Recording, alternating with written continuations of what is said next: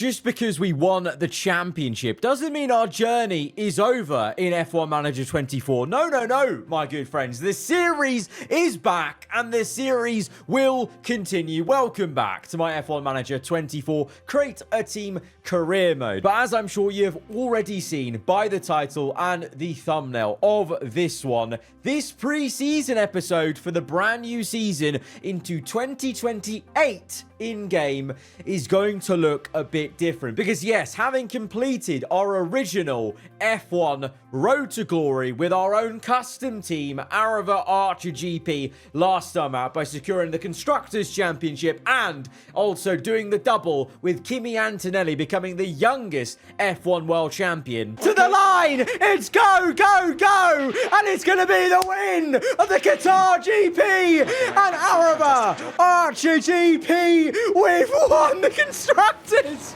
Yes, get in there, boys! Kimi Antonelli, your youngest F1 World Champion. He's done it. He's done it. I've gone away, I've had a little think, and I think it is time for an all-new challenge in our F1 Manager 24 career mode. We're still going to continue this original save. So this pre-season video, yes, is for the 2028 season we are going into. But I have taken the decision that I am going to be leaving my own team. It is an amazing feature on this game that you can not only leave your team, but your own custom team in this game will continue as an AI team. So I will be leaving my own team and going up against them in 2028. Oh, I'm kind of nervous, you know. I'm nervous to click this. Once we click this, there's no going back, but we're doing it. We're clicking switch team. That means all those tough decisions with what happens with Verstappen, etc., that's not my problem anymore. That is not my problem as we click switch team. And these are the options then. We cannot join McLaren. We cannot join Mercedes. And we cannot join Ferrari. They are not interested. My rating as a team principal is apparently too low to consider me for the job. Even though I just went and gone and won both championships with my own made team from scratch in 4 seasons. I think that is pretty damn impressive. But no, I didn't want to join McLaren anyway. I didn't want to join Mercedes. I didn't want to join Ferrari. And no, I am not joining Porsche. Absolutely not. Still sworn enemies. No, I've actually, I've made up my mind. I had made up my mind already when I decided I wanted to leave Aarava Archer GP, because trust me, it was tempting just to stick with them, because I did talk to you guys all along about, you know, upgrading the car, doing research for next season in order to defend our championship. And even though a part of me wants to defend the championship that we have worked so hard for, but I just think in terms of the flavor of the next season, if we were to stay at our own team, having won the championship, it's going to be a bit samey, and I want to keep things as fresh as possible for this series, to keep on enjoying this game as much as I have. We just spent 4 seasons completing our original F1 Road to Glory with our custom team. So I have experience taking teams from less and getting them to championship material. That is what you're getting with Aarava as your manager. And I've looked over at this team over the last season, and I just thought there was so much potential, wasted potential, that clearly the current team principal was not extracting out of this one particular team. It's a team that involves people that I have history with, and I'm sure many of you have already guessed which team it's going to be off that description. Yes, we're getting the band back together. I am going to be joining Audi Sport. I am going to be once again managing Ollie Behrman and Pato O'Ward, the 2 drivers I started this entire series with. 4 seasons later, it's all come full circle. I'll be managing them 2 as a driver partnership at Audi Sport now. Forget the fluoro green alongside the white and black. It is now the red of Audi Sport, and I am so excited. Audi is a huge car brand, and them in Formula 1 is a very exciting prospect, and I for one think they have been wasting their potential with Behrman being over 90 rated, O'Ward like in the high 80s, and I think the facilities they have, the budget they've clearly had to improve the car, on paper, their car has been right up there, better than some of the established teams that have rejected me to join them. Well, their loss and Audi's gain, switch team. Yep, here we go. Season objective, 4th place. Well, we'll see. I reckon we could be fighting for the championship straight away. Honestly, that's how much I feel like Audi has been mismanaged, and I'm here to fix it. There we go. Oh, this is weird. Welcome to a new... This really feels like a new season. Welcome to a new F1 season for 2028. Seems like Audi have a starting balance of 23 million.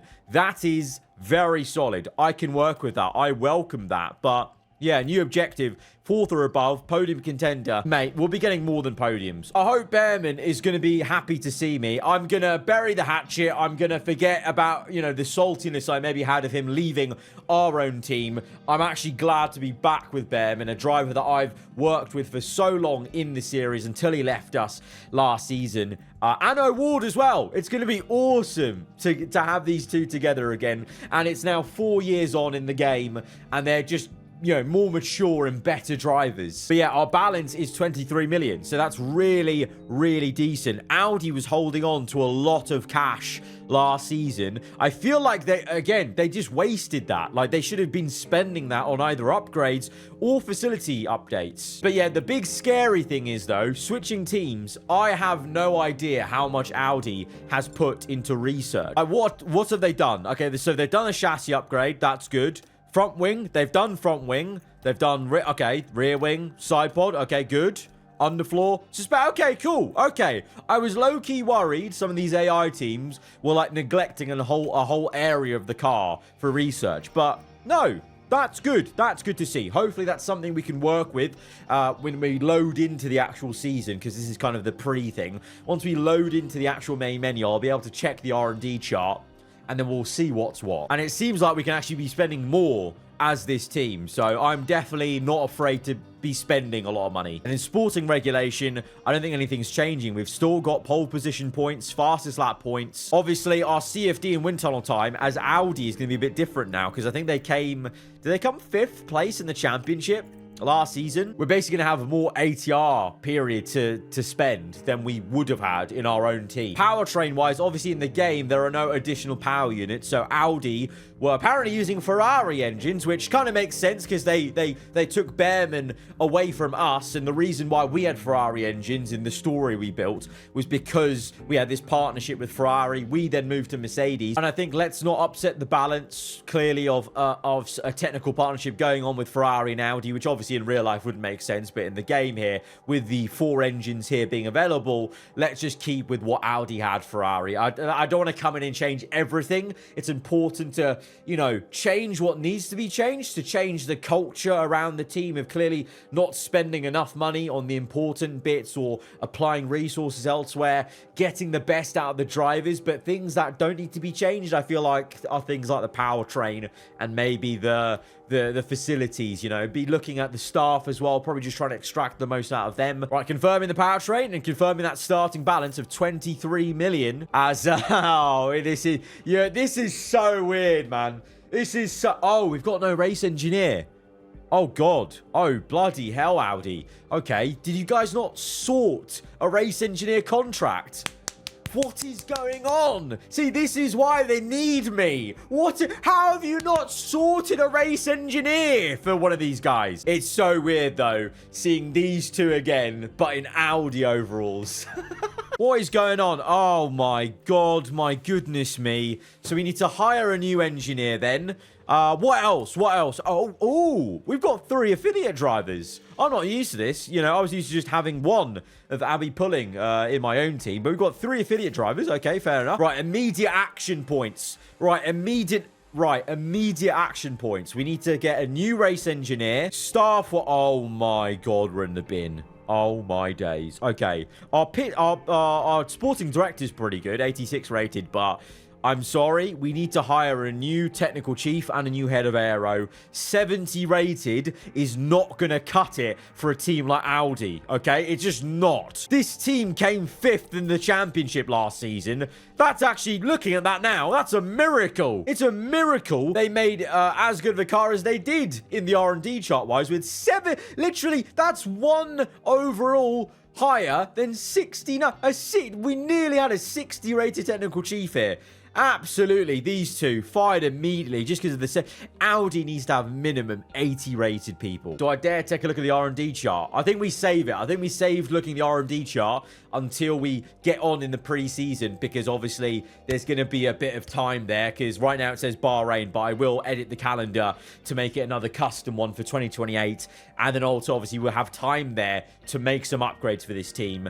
And also the AI teams around this that now include my own team will make upgrades, obviously, and so that will let that settle in. So we'll look at the R&D chart at the end of the video.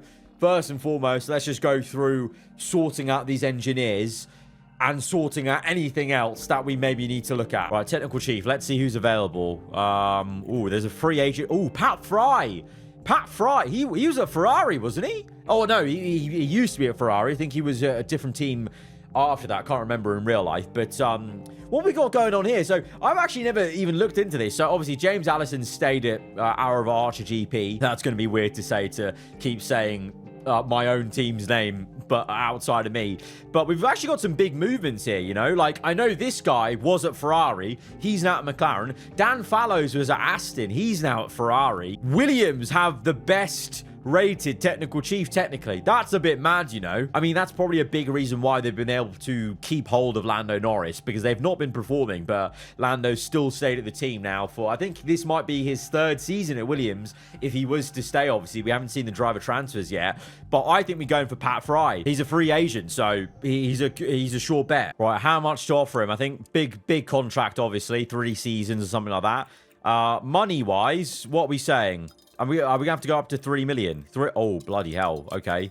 3.4. That's a lot. How much? I can't remember. How much were you paying James Allison? It must have been a lot. It must have been. We can give him a signing bonus. That'll plush. Oh, a signing bonus will really gush him up. Let's put the signing bonus as 1.2 million. I'll bump this up to 3.4. Yeah, 3.4 million. That seems like confident to accept that. I have no idea. I can't remember how much we were paying James Allison, so I don't know if this seems like a lot to be paying someone, but I feel like for a team like Audi, where they've got such a low technical chief right now, we've got money. We've already got 23 million to offer to spend on things, and with the ambitions I have coming into this team, even if this it seems like a wild amount to be paying Pat Fry, someone of his caliber, his expertise as a free agent, you jump at the chance to get him in. So let's just offer it. Immediately, he's going to answer us. There's a good buyout there, so we sell him on. We're going to get a good amount of money. Yes! He has accepted. He didn't like the buyout. He didn't, for some reason, as a free agent, like to be asked straight away, but he's accepted it because of the salary. Good stuff. 1.2 million paid to him straight away as a lump sum. That's fine. Welcome, Pat Fry. Immediately, a huge signing, a massive one for this team already. Aarava making an impact on Audi Sport. Right, next, head of aero. Excuse me? Excuse me. The best head of aero on the grid is available. I'm frothing at the mouth. I'm frothing at the mouth. We must go for him. We must go for him. We are going to cook up the most unbelievable car with this man in our team. This makes Guru look like an absolute wet wipe. Let's get him. Right, we're going up to 1 million lump sum. 1 million. You know what? We'll match the technical chief. We'll go up to 1.2 million. To really sweeten it, and we can bring down the salary. Bring that down. Okay, 4.0. I mean, that's not to be honest, that's kind of crazy. That makes such a big difference. 4.8. Let's try and go for 4.8 million. Start immediately. Okay, goes up if we go lower. So 4 seasons, 3 seasons. Okay, fair enough. 3 seasons. I'll bring down the buyout by 1 to 0.4. I think he'll go for this. This is a lot of money, but he is the best guy in the entire game right now for head of aero. This man, forget Adrian Newey, legend of the sport, but here in the game, this alternative timeline, this is the new guy that can see air bending in front of his eye. Balbo, you are our man. You are our star. Please, please come to the team. Yes, come on. Oh my God, what a signing. 2 amazing signings.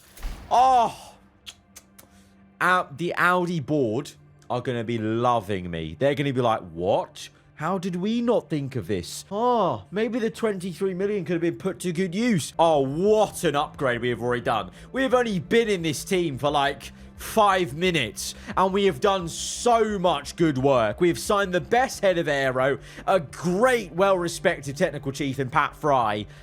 We are cooking. This is why you need a good manager. You can have the funds. You can have the funds, you know, like Audi have. They can have the pedigree. They can have the drivers. But you need someone to manage and know where to spend the extra funds, where to put the investment in. Speaking of, what facilities have they got going on? So, oh my days, what? They've got level 5 design center. Factory 3, okay. Wind tunnel needs a refurbish. Let's oh, we can't refurbish it. We can only upgrade it. What? Is it not low enough to refurb? Do we need to let it rot away even more? 17 million for an upgrade? Absolutely not. Absolutely not. Okay, let's wait for the wind tunnel to go down a little bit. But CFD, CFD 2, suspension 2, car part center 2, wind tunnel 3. Okay. I mean, that's amazing. That's really great. Design Center 5. Star Facility. Okay, Team Hub in desperate need of a refurb. Let's go for that. Race Simulator. Desperate need of a refurb. Let's go for that. But Team Hub 3. Race Simulator 3. Scouting 2. Pretty good. Oh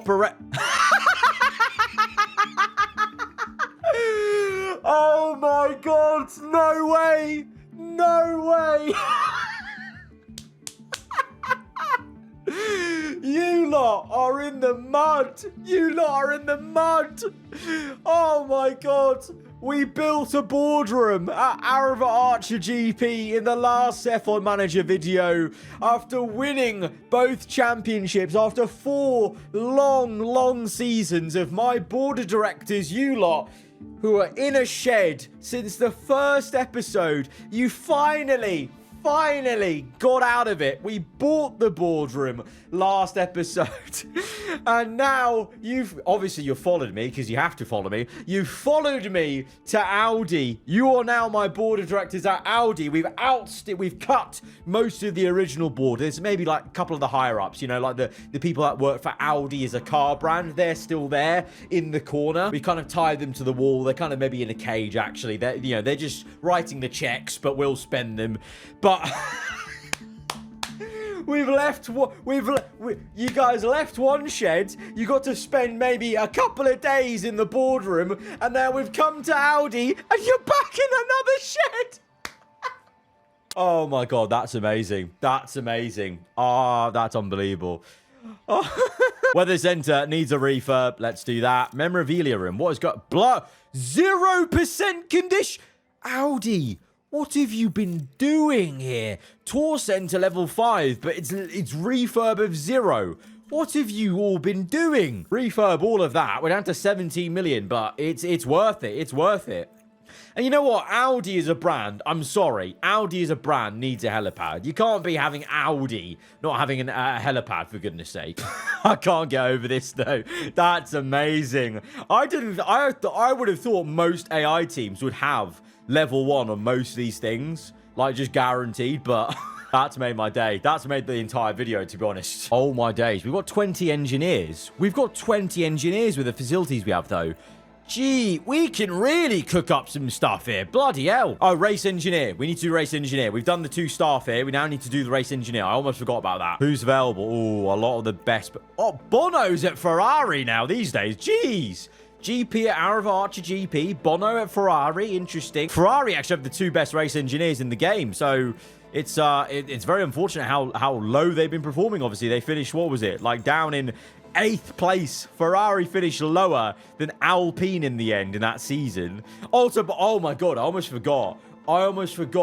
I'm so curious to see when we eventually get to it, the driver transfers for Alpine, because if they actually have even like semi-competent middle 80 rated drivers for this season, with their unbelievably Flavio Briatore illegal cook-up of a car carrying over into this season, they could be blitzing it. It actually may not be a great time to be at aarava Archer GP, because they'll be embarrassed by Alpine maybe if they have a good enough driver, which is probably a good thing for me. I can just tinker away in the background here at Audi like we did originally with aarava Archer GP. No one's looking at us. They're looking at aarava Archer GP. They're looking at Porsche. They're looking at McLaren. So we can just be tinkering away in the background, building up this team, and then we can swoop in for the championship bout. I think that's the game plan. Anyway, let's get back to scouting a race engineer. We've got a free agent here that's 90 rated. Same rating as William Joseph over at our old team. He's a free agent, so I think that's a no-brainer. What's our other race engineer, though? He's 86 rated. It's all right. It's decent. He's enthusiastic about the team, so yeah, and he's been paired with Behrman for how long? The affinity's low for both of them, so it's not really going to matter too much. I feel like we need to give Behrman the better race engineer, though. Right, let's go in for this guy. How much are we paying our current? 1.1. Okay, 1.1. Keep that in mind, 1.1. Well, it may not cushy. It's not really making much of a difference, you know. 700. Let's go 600. Let's go back to 500k. It's not making much of a difference. I think the salary will have to go higher. To be fair, he is 90 rated compared to 86, so he warrants a better salary. Like I was going to say 1.5, but probably get away with 1.3, to be honest. Let's try 1.3. I'll lower the multiplier.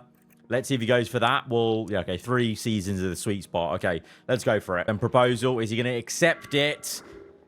He has. That is a very solid signing. Free agent. We're doing smart business here. Smart business, you know? We haven't had to buy out someone. These have all been free agents. We're playing the smart game when it comes to, yes, we're spending a lot of money, but we're spending it in a wise way where we're not having to pay just to break some out of contracts. But yeah, we're going to give this guy Behrman. Solid. So we've got a new technical chief. We've got a new head of aero. We've sorted out the we sort out the vacant seat for the race engineer. We've taken a look at all the facilities, refurbed what we need to refurb. So as it says at the top here, all we have to do now is go through sponsor negotiations. So because this is an official F1 team, we don't have custom fake sponsors. It's now this different thing of we've got upfront package, engagement package, or a balanced one. Total funding is the most with engagement package. So I'm going to go with that one. And that works for me. I'd rather have that than more race day stuff. We've got some 3 stars over here that we should definitely try and do. I'm going to go for this last sponsor and upfront package. I think the difference between like 2 million there, I'd rather just take it up front. All right, solid. Total funding, 109 million over the course of the season. We've got 16 million, so we won't be going anywhere near the cost cap, hopefully. So that's all good. And that's a decent amount of money to be coming in over a season. Right, it's time to reveal the 2028 custom calendar we have got. And we're going to start off at the fan favorite Australian Grand Prix Down Under. Then we go to an early Qatar GP race, this time moving from the back end of the calendar to the start. I feel that's going to be quite a fiery one. You know, the tyre wear's high. Strategy is actually quite an important part. And on the F1 Manager game, at least, compared to real life, Qatar, actually quite exciting race here in the game. So that'll be round number 2. Then we go to Bahrain, so we're kind of clumping it a bit close together geographically. Then we go all the way over to Suzuka for the Japanese Grand Prix, and then across the massive pond, so to speak, to the Miami GP in the US, then back over to China before we start the kind of European portion of the calendar. We've got Baku into Imola, then we've got Spain ahead of Monaco, as it used to be traditionally, before we go to the Canadian Grand Prix. Then a much earlier Dutch GP, Austria, Silverstone, Hungary, Spa, to Monza, Singapore then begins the flyaways again, as we then go to Austin for the US GP, Mexico, Vegas goes back to the back end of the calendar rather than early on as we did last in the previous season, 2027. Then we've got the Abu Dhabi Grand Prix, the Saudi Arabian Grand Prix, and then ending off with, again, the Brazilian Grand Prix. It was very exciting last time for the finale of the Drivers' Title Decider. Obviously, the drama being mostly Verstappen and Hamilton crashing together, but nonetheless was very exciting. And as we go to our emails, along with the helipad construction, which has been completed, we now are ready to take a look at the driver transfers for 2028. The first season that I am not in charge of aarava Archer GP, which sounds very, very odd. And obviously, a season where much could change, you know, based off what we saw at the end of last season. Some teams may be looking for stronger drivers to make better use of their car. Or in the case of Audi, they've looked for a better manager to make use of their car. Okay.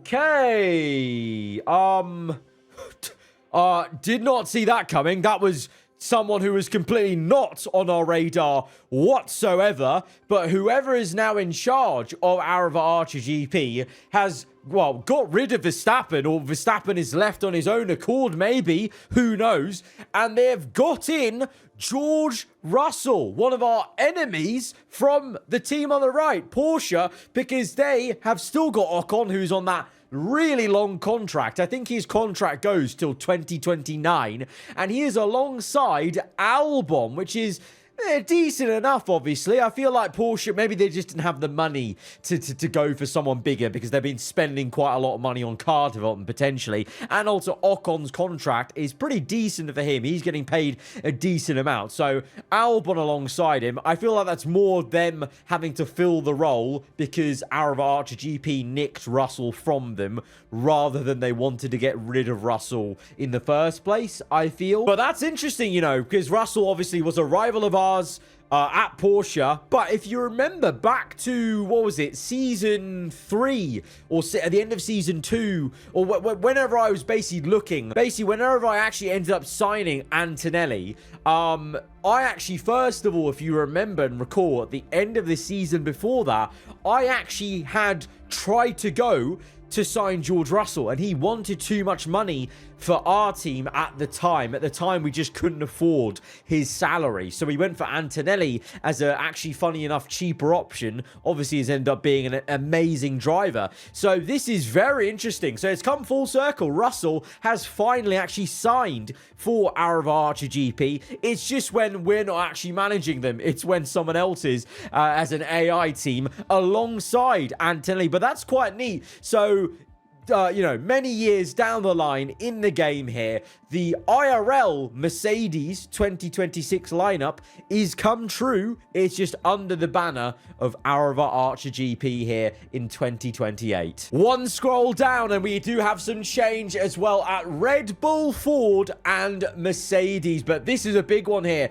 on the right. Franco Colapinto, fan favorite, I'm sure, is now in F1 here in the game, and he's in a Red Bull Ford car that at times was actually right up there, fighting for some poles, you might remember, you know, with Teo Porcher, 92 rated Porcher. He was fighting, he got a couple of poles, some good positions for Red Bull Ford, so we'll see if they can make more of this season. I feel like last season was the proper first season Red Bull Ford recovered as a team ever since their downfall at the end of season 1. So now this might be a perfect time for Colapinto to come in and have a much better Red Bull car. McLaren stick with Hamilton and Bortoleto. No surprise there. Obviously, Hamilton only just returned to McLaren, and Bortoleto has grown to 85 rated. Hamilton's now down to 89 as he starts to wind down in the very last years of his career. Bortoleto growing up to 85 though, so he's turning into a very,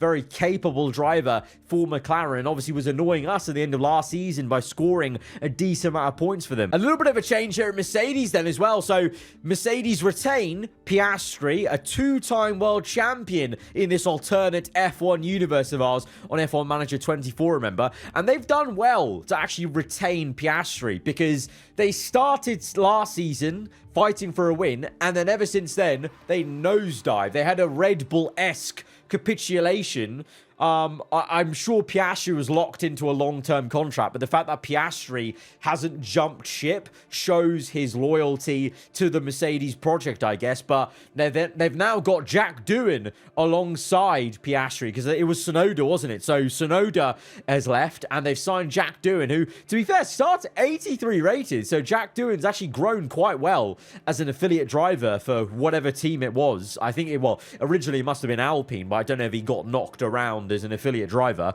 But Doohan starts his F1 career here in F1 Manager 24, 83 rated, not bad. And obviously here, Audi, the team we are now managing, Behrman, O'Ward, getting the band back together. Absolutely love it. Now moving down to the next page, and this is a mental page. Alpine with their unbelievably illegal car. I told you that they had to go for a better driver. And remember, Hülkenberg was alongside Bottas, and we saw at the end of last season, we got an email, we got a confirmation that Hülkenberg was retiring from Formula 1. So there was always going to be someone new alongside Bottas potentially. I thought maybe they would even try and get rid of Bottas, but no, they've kept Bottas.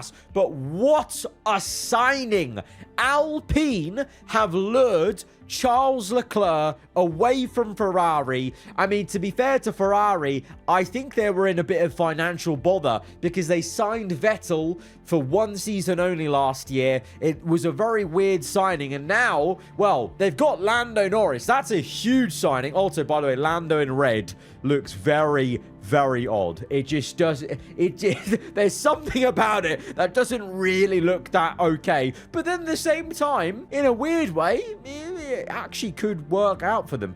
So yeah, Lando Norris in a Ferrari alongside Giovinazzi. So Gio, wow, what a turnaround of a career he's had. We brought him back into Formula 1 to drive for us. Then he went back to Ferrari, I think, as an affiliate driver. And now he's getting his proper Ferrari debut in Formula 1. He's obviously driven for Ferrari in real life in their hypercar program, but now he is driving for the Scuderia in their F1 program. But they clearly couldn't keep the services of Leclerc, or it could be the other way around. Leclerc didn't want to stick around with Ferrari, saw how good Alpine were, and just said to them, show me the money and I'll drive for you. And there he is alongside Valtteri Bottas. This will be a clear number one, number two driver structure. Could really work for Alpine. Honestly, this is the signing they needed. Like, this is a signing that will now make the most of their incredibly illegal car. I'm going to keep saying it because I still can't believe that, of all teams, Audi were the ones to rise like that. But yeah, further down here for Haas and Williams. I mean, Williams is quite exciting.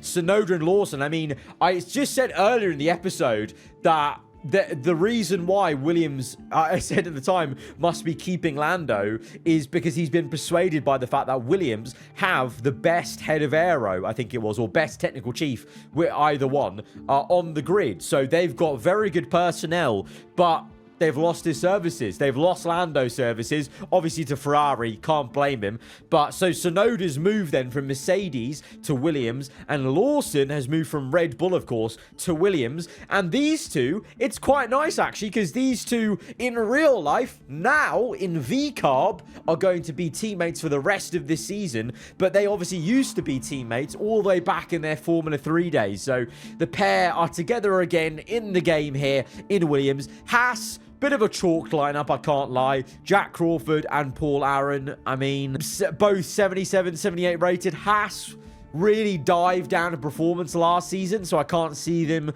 doing anything. So to be honest, it's a pairing that warrants where Haas are as a team, basically. And then Aston Martin retain the services of Pierre Gasly and bring back Carlos Sainz, who was on the sidelines of Formula 1 for a whole season there, because he was driving for Mercedes, and then when we stole Verstappen, Merck also got rid of Sainz, and they did a whole double change swap for Piastri and Tsunoda at the time last season. So Sainz has been sat on the sideline. To be fair to him, he's still high enough rated that he deserves a spot on the grid. But wait, hang on a minute. Can we just acknowledge then that means Max Verstappen's not on the grid? And at the top of the email here, you might recall in previous seasons, always, this little blurb always is said about a big money move, but it's not actually said anything about one particular transfer. Instead, it actually goes, this comes after all retirements and team changes. I feel like, Hulkenberg retired. Perez might have retired because he's not here. He was driving for Haas. And Verstappen's not here. Did Verstappen retire? I think there's a good chance we can actually say that it's actually not the fact that our team, aarava Archer GP, got rid of Verstappen because I planned to, maybe, and they've done that in my absence. Maybe, legit in the game, Verstappen's also retired going into this season, and that's why they've had to replace him. Because it says after all the retirements, and they haven't... I don't feel like they've said that specifically before in previous pre-seasons. And it would fit in, Verstappen has always said that he doesn't want to race in Formula 1 well into his 30s. I think here in 2028 he would have been turning 30, so maybe he's just full on retired or just taking a sabbatical. I don't know, but either way, Max Verstappen is no longer a player on the grid. That is crazy. That means Antonelli officially is the best driver on the grid, followed by Piastri and Behrman and Pourchaire, all sharing 92 rating. That's crazy. That's the landscape of Formula 1 here in the game here till 2028 has vastly changed. So now we've got the driver transfers out the way, we're going to look at some upgrades here before we get going on looking at the car analysis for the R&D chart. But to be fair, this right here is giving me some high hopes. It says we're weak at high speed, so let's try and improve that. All right, we'll do a new underfloor because that always improves high speed quite a fair bit. We'll do... You know what? Let's just do one massive upgrade on the underfloor. I feel like we should use all the ATR period on the one underfloor because we really need to improve that. And we saw back in, like, what was it, Season 3? That high speed is so important in this game. All right, here we go. +6 on high speed. So that's going to get us all the way up the top there. We'll improve the low speed a little bit. We won't lose on top end speed, which, look at that, first place. Oh, Audi. What kind of chassis body have you been cooking up here? Honestly, the old manager, whoever it was at Audi, they were wasted use of space here at this team. Right, get that going. 1 million, but we've used all the ATR period on that one upgrade. But honestly, that might be the most only worthwhile upgrade for us to do in the preseason here. So we'll just sit through, get this upgrade done, and then I'll try and sim up to basically the week before the Australian Grand Prix, because then that's when I'll load up the R&D chart, and that will give us the clearest picture of how things look, and then we can end it off there. Refurbishments coming through for Memorabilia. I think our helipad got made, of course, as well. I still can't believe we don't have a boardroom here. That's amazing. Oh, and then look at this. Pat Fry already growing to 88. I thought Pat Fry would have been someone that just can't grow anymore. Since he's quite late on in his career, isn't he? But I guess, technical chiefs, they can go for absolutely ages. So Pat Fry growing in the Audi setup. There's a staff survey, and straight away what I'm seeing is here a lot of people enthusiastic. There's a few things they're very unhappy about. Biggest issue, other staff members. So these 90 rated staff members are probably unhappy with the lower level staff. That's a little bit poncy, okay? Let's get over ourselves. Come on, okay? Pat Fry's enthusiastic. But what I'm seeing here is Behrman. He's unhappy with his contract bonuses. Do we look into... You know what? We had our issues with Behrman because he left our team to join this team, Audi. Do we try and offer him a better contract to try and just, fully shake hands, water under the bridge about any of the issues of him leaving aarava Archer GP and joining here, because we're back together again, we're working together. I think we go in and try and maybe sweeten his contract a bit, just to get him as happy as can be, because all of last season, from the outside perspective, as a competitor, I was looking over at Audi, and O'Ward was doing better than Behrman, which makes no sense because he's 92 rated. I can't actually do it now, but I feel like if he doesn't improve his overall mentality, I think within a race or two, I try and sweeten his contract. All right, underfloor design has been done, so we can get that manufactured now straight away. Lovely. Easy does it. Right, 10 days out till the Australian Grand Prix. I'll pause it there. Okay, 9 days. 9 days till the Australian Grand Prix. And we get the welcome email for the 2028 season. I think this is a good time to just pause it here. But look at this. Last year, we watched as Aarava Archer GP secure the Constructors' Championship with Andrea Kimi Antonelli getting the Drivers' Championship. We are now no longer a part of this field, and now we're an Audi. So this is what the R&D chart looks like then. It's a bit different. Generally, people, all of us, have closed the gap to Alpine. They no longer have that massive advantage, because I feel like if they actually had that huge advantage going into this season, Leclerc might have actually just been winning every single race for like the first 15 races, basically. But we've closed the gap. Everyone's closed the gap. But Alpine do genuinely start this season as the best team on paper. And we know they now have a driver capable of using that machinery. Aarava Archer GP remain chasing in second place there, but obviously we are no longer managing them. We are managing Audi. But look at Audi. We saw in that pre-season window, they did research parts for every bit of the car, and it is paid off because we are so close to my old team in terms of the R&D chart. But remember, at some points, this was nearly the case last season, and even with Behrman and O'Ward, they weren't winning races. They weren't even scoring podiums last season, which makes me think, what's going on? I just think it's mismanagement on their part. It might be tyre wear. That's the one thing I'm worried about, actually, if we think about it. Tyre wear always seemed to be a massive issue for this Audi team, and it will be an issue I'm going to have to try and handle better as I manage them for the first time in this upcoming season. But in terms of raw speed, it's there. It's there. We're both ahead of Porsche, who are still up there, though. Porsche is still a big player in this F1 grid. Then there's a bit of a big gap there relative to, the gaps between the three teams I just spoke about, to Ferrari and McLaren locked in together in a battle. Red Bull start a lot lower than I thought they would have. Considering they got Colapinto in, they've still got a poor chair. I don't know. Maybe there's going to be a meteoric rise for them in terms of R&D, like we kind of saw last season, because I feel like they were on the up last season. So this is maybe not the full story for them. Mercedes are still trying to recover from the awful season they had last year. Williams, even though they've got one of the best technical chiefs on the grid, down there, lower than Mercedes. And then you've got Haas and Aston Martin. Haas, with that chalked lineup, are actually better than Aston. And Aston, I remember at one point, were like way up in the top 4 in like season 2. So they've really taken a tumble. So interesting landscape. I'm very curious to see how quick Leclerc and Alpine are going to be, how close things will be with ourselves, Audi and my own team that I have left, Porsche in there as well, and then truly how big of a gap that is then down to Ferrari, McLaren and Red Bull, all in kind of a mid pack, and then a lower pack of Merc, Williams, Haas and Aston Martin. But it's certainly going to be, I think, a very different season.